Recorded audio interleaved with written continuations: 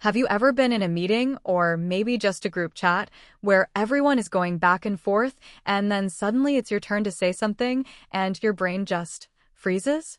You end up saying something like, I think we should, do this one? And even you can hear how unconvincing that sounds. Hi everyone, welcome to Lady Show English. Today, we're not just going to help you say something.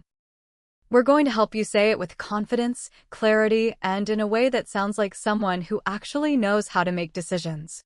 If you've ever felt stuck in English during a discussion, at work, at school, or even just planning a trip with friends, this episode is made for you. Let's get started. No warm-up needed. Let's get straight to the good stuff.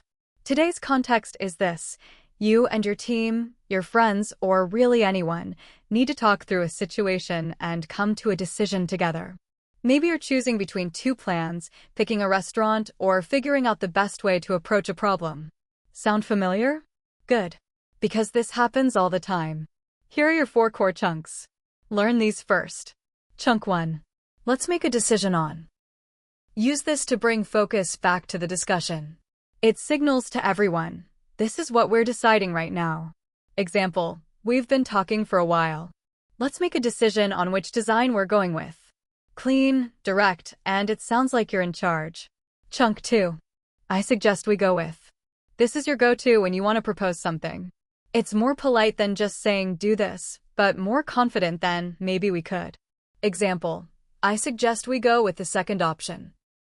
It's faster and more cost-effective. Chunk 3. The best approach might be. This one is smart because the phrase might be makes you sound rational and open-minded, not pushy, while still clearly stating your opinion. Example, the best approach might be to test it first before we fully commit. Chunk 4. Shall we agree on? This is your closing line. Use it when the group is close to a consensus and you want to lock things in. Example, shall we agree on a deadline? How about Friday? So these 4 chunks cover the full arc of a decision.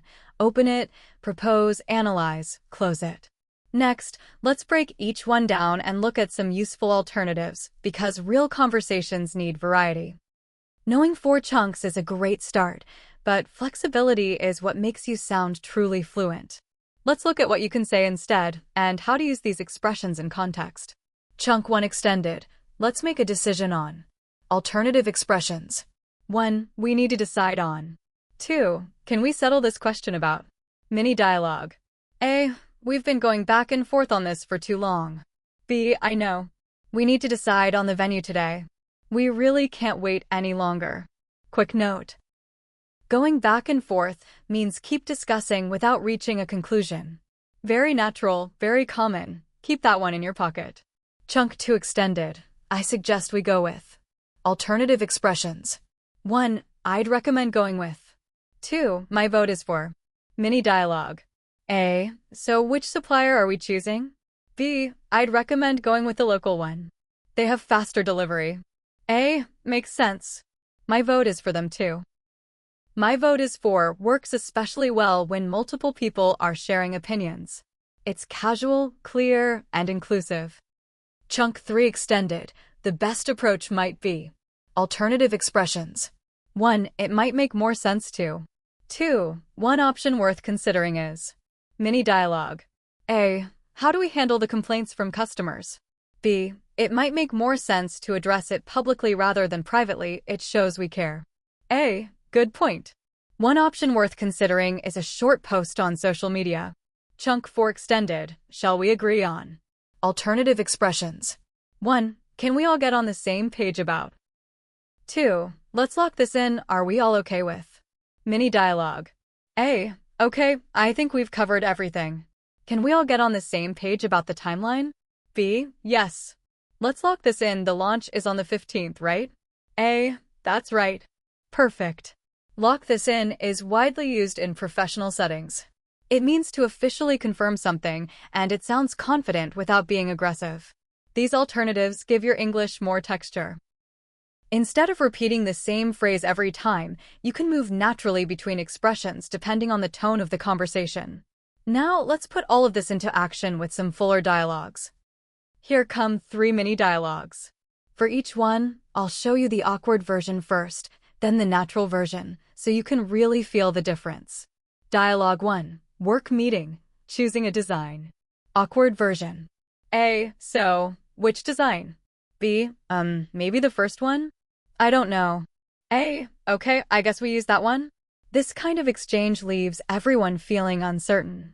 Nothing is really decided, and no one sounds confident. Natural version.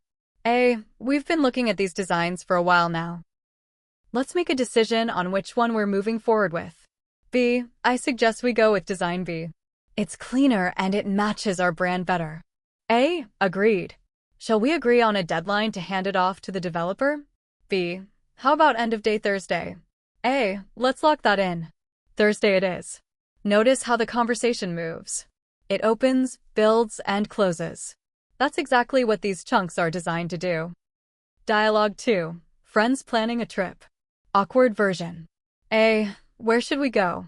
B. I don't know. You choose. A. No, you choose. We've all been there. This conversation can go on for 20 minutes and end with nothing decided.